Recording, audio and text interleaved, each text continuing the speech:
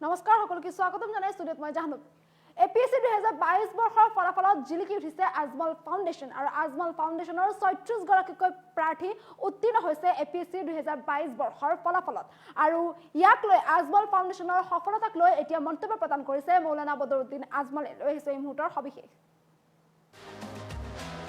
আজি বিতৰ্কিত নিউজ নহয় আজি গুড নিউজ দিম এপিএসসি পৰীক্ষাত আজমল ফাউণ্ডেশ্যনৰ সফলতাৰ বিষয়ে ক'লে বদৰুদ্দিন আজমলে এপিএসসি 2022 বৰ্ষৰ ফলাফলত জিলিকি উঠিছে আজমল ফাউণ্ডেশ্যন পৰীক্ষাত অৱতীৰ্ণ হোৱা 40 জনৰ ভিতৰত ৩৬ গৰাকী হৈ পৰিল ৰাজপত্ৰিত বিষয়া এয়া আজমল ফাউণ্ডেশ্যনৰ বাবে নহয় এয়া অসমৰ বাবে গৌৰৱ বুলি মন্তব্য প্ৰদান কৰিছে মৌলানা বদৰুদ্দিন আজমলে মই মানুহ গঢ়ি তোলাৰ পক্ষত আছো মিটিঙত শিক্ষাৰ কথা ক'লে মিডিয়াই সেয়া প্ৰচাৰ নকৰে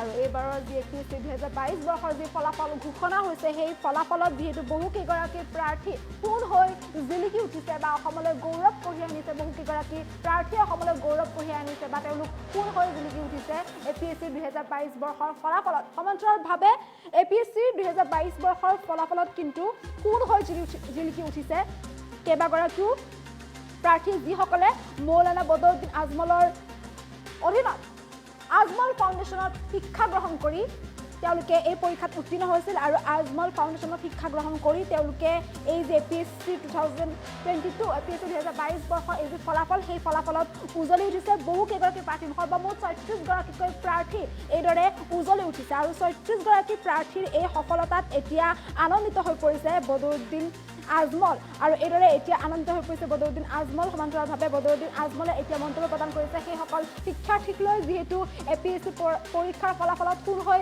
জিলিকি উঠিছে এইসকল আৰু বদৰুদ্দিন আজমল ফাউণ্ডেশ্যনৰ পৰা এইদৰে শিক্ষা গ্ৰহণ কৰি যিহেতু এপিএসসি 2022 বৰ্ষৰ যি ফলাফল সেই ফলাফলত যিহেতু ৩৬ গৰাকীকৈ প্ৰাৰ্থী এইদৰে জিলিকি উঠা দেখিবলৈ পোৱা গৈছে আৰু তাৰপিছতে এতিয়া বদৰুদ্দিন আজমলে এই সন্দৰ্ভত মন্তব্য প্ৰদান কৰিছে পৰীক্ষাত অৱতীৰ্ণ হোৱা 40 জনৰ ভিতৰত ৩৬ গৰাকী হৈ পৰিছে ৰাজপত্ৰিত বিষয়া আৰু এয়া আজমল ফাউণ্ডেশ্যনৰ বাবে নহয় এয়া অসমৰ বাবে গৌৰৱ বুলি মন্তব্য প্ৰদান কৰিছে এতিয়া মৌলানা বদৰুদ্দিন আজমলে মই মানুহ গঢ়ি তোলাৰ পক্ষত আছো বুলিও মন্তব্য প্ৰদান কৰিছে মৌলানা বদৰুদ্দিন আজমলে আৰু আজমল ফাউণ্ডেশ্যনৰ এই যি সফলতা যিটো এপিএসসি 2022 বৰ্ষৰ যি ফলাফল এই ফলাফলৰ সফলতাৰ শীৰ্ষত আছে আজমল ফাউণ্ডেশ্যন আৰু আজমল ফাউণ্ডেশ্যনৰ এই যি সফলতা এই সফলতাক লৈ এতিয়া আনন্দিত হৈ পৰিছে বদৰুদ্দিন আজমল মুঠ ৩৬ গৰাকীকৈ প্ৰাৰ্থী আজমল ফাউণ্ডেশ্যনৰ অধীনত শিক্ষা গ্ৰহণ কৰিছিল আৰু আজমল ফাউণ্ডেশ্যনৰ অধীনত শিক্ষা গ্ৰহণ কৰি মুঠ ৩৬ গৰাকীকৈ প্ৰাৰ্থী জিলিকি উঠিছে এইবাৰৰ এপিএসসি 2022 বৰ্ষৰ ফলাফলত আৰু ইয়াকে লৈ এতিয়া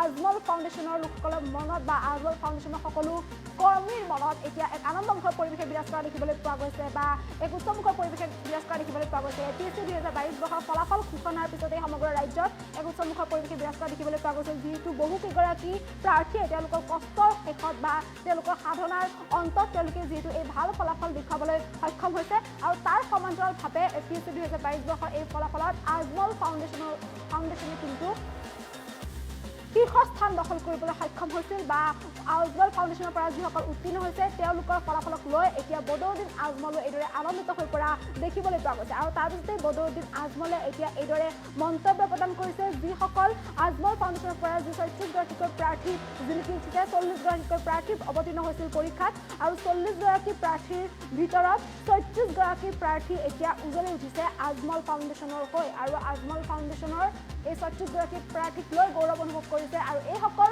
প্ৰাৰ্থীৰ কেৱল আজমল ফাউণ্ডেশ্যনৰ বাবে নহয় এইসকল প্ৰাৰ্থী এতিয়া অসমৰ বাবে গৌৰৱ বুলি মন্তব্য প্ৰদান কৰিছে মৌলানা বদৰুদ্দিন আজমলে মই মানুহ গঢ়ি তোলাৰ পক্ষত আছো বুলিও মন্তব্য কৰিছে বদৰুদ্দিন আজমলে মিটিঙত শিক্ষাৰ কথা ক'লে মিডিয়াই সেয়া প্ৰচাৰ নকৰে তাৰ বিপৰীতে মানুহ গঢ়ি তুলিছে এতিয়া বদৰুদ্দিন আজমলৰ অধীনত আজমল ফাউণ্ডেশ্যনৰ নেতৃত্বত এতিয়া এইদৰে ৩৬ গৰাকীকৈ ৰাজপত্ৰিত বিষয়া গঢ়ি উঠা বুলি ক'ব লাগিব আৰু এপিএসচিৰ এই ফলাফলত আজমল ফাউণ্ডেশ্যনৰ এই সফলতাই এতিয়া শীৰ্ষস্থান লাভ কৰা বুলি ক'ব লাগিব আৰু এই সন্দৰ্ভত এতিয়া মন্তব্য প্ৰদান কৰিছে মৌলানা বদৰুদ্দিন আজমলে বদৰুদ্দিন আজমলৰ মন্তব্য আমাৰ সৈতে আছে আমি সেই মন্তব্য দৰ্শকক শুনাবলৈ চেষ্টা কৰিছোঁ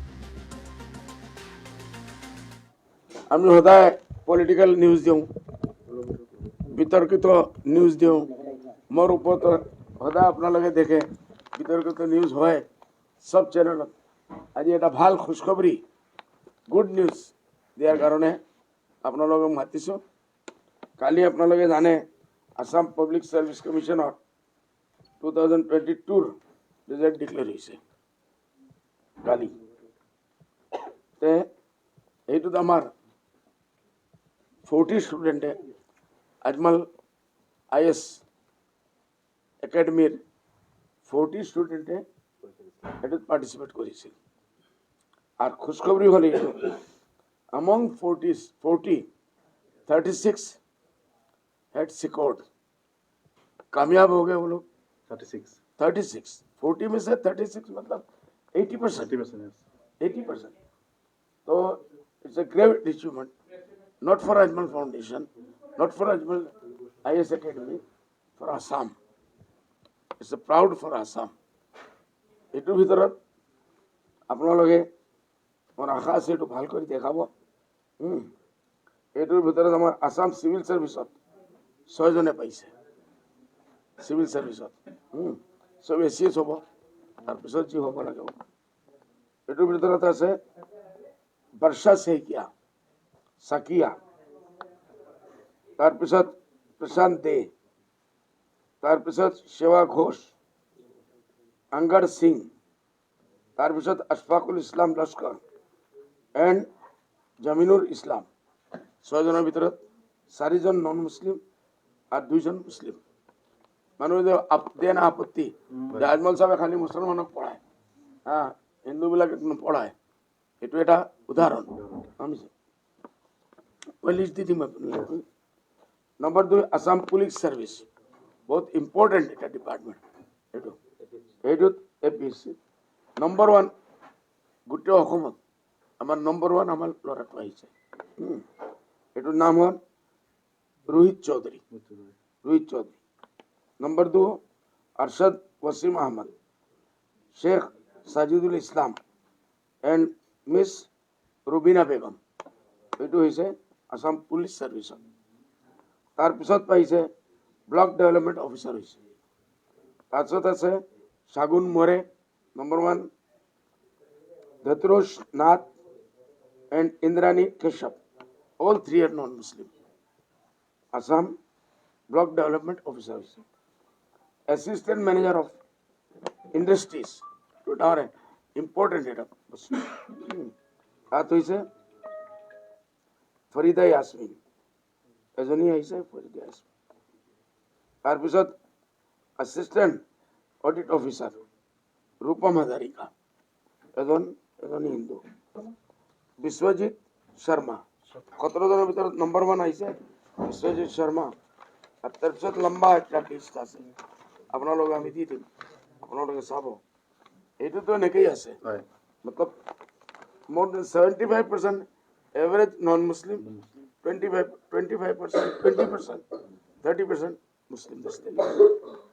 তাৰপিছত urban administrative officer mister Ajmal Hossain, बंदमनाथ Garg non Muslim, Gaurav Dutta non Muslim. 3 জনের ভিতৰত 2 জন নন মুসলিম। তাৰপিছত এসিস্ট্যান্ট ৰেজিস্ট্ৰাৰ অফ কোঅপাৰেটিভ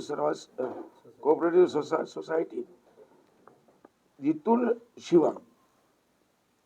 এই কথাটো আপোনালোকে 2টা মেছেজ আমি গোটেই অসমবাসী আমাৰ আজমল ফাউণ্ডেশ্যনৰ ফেকাল্টিসকলক, আমাৰ আজমল ফাউন্ডেশনেৰ গোটেই যিসকল পদধাৰী আছে সবক মই আপোনালোকৰ মাধ্যমত আৰ গোটেই অসমবাসী মই ধন্যবাদ দি আছো যে আমাৰ আজমল ফাউন্ডেশনে। আৰ এইটো হৈছে কিমান দিনৰ ভিতৰত 3 বছৰ আমাৰ পুৰা হওয়া নাই। 22ত আমি শুৰু কৰেছিলাম, 24ত আমি এই ৰিজাল্টটো পাইছো। এনেকুৱা যদি আৰু বিভিন্ন প্ৰস্তাৱ কৰে আমি অসমৰ অফিচিয়েল সাৰ্ভিসেৰ কাৰণে আমি আমাৰ অসমৰ ল'ৰা ছোৱালীসকল পাম, বেছি থেকে বেছি পাম, এটুই মোৰ আশা থাকে। ইয়াৰ আগত মেডিকেলত বহুত 350 পাইছে, যোৱাবাৰ 350 2023। এইবাৰ আমাৰ আশা আছে, আমাৰ টাৰ্গেট হল 500 এচিভ কৰা। এইটোতো ইনশাআল্লাহ আপোনালোকে দেখিব। যিহেতু আপুনি এগৰাকী ৰাজনৈতিক নেতা, এগৰাকী ব্যৱসায়ী, সমানে সমানে শিক্ষাৰ ক্ষেত্ৰত আপুনি বহুত কাম কৰি আছে। সমানে নহয়, ইকুৱেলি। equally মই পলিটিক্সৰ কাম বহুত কম কৰি আছো, মই টাইমটো মই এইটোৰ ওপৰত দি আছো। আপোনালোকে দেখি আছে, আল্টিমেটলি মই চিৰাজুদ্দিন নাই, আমি দুইজনেই মেইন বছ। আমি যদি ধ্যান নিদিওঁ, ফাইনেন্সিয়েল মামলা থাকে আৰু বহুত কিছু থাকে। এইবাৰ আপুনি প্ৰতিখন মিটিঙতে কিন্তু শিক্ষাৰ কথা বেছি কৈ আছে এইবাৰ। মই কৈ আছো, মিডিয়াটো নিদেখা নাই। আপনি মানে মানুহ গড়ি আছে কারখানাত। আমি মানুহ গড়া কাৰখানা আৰম্ভ কৰিছো, মেইন মিটিং আৰু উমেন্স ইম্পাৱাৰমেণ্ট, উমেন্স এডুকেশ্যন, এইটোৰ ওপৰত মই লেকচাৰত 90% এইটোৰ ওপৰত জোৰ দি আছো। বিয়া কম বয়সত দিব নালাগে, মেচুৰ হোৱাৰ পিছত বিয়া দিব লাগে। তালাক মানুহসকলে আমাৰ কম আছে, তথাপিও দিব নালাগে, বিয়া সমাজৰ কাৰণে। বাল বাচ্চা বেছি পইদা কৰিব নালাগে, এইসব কথা মই কৈ আছো।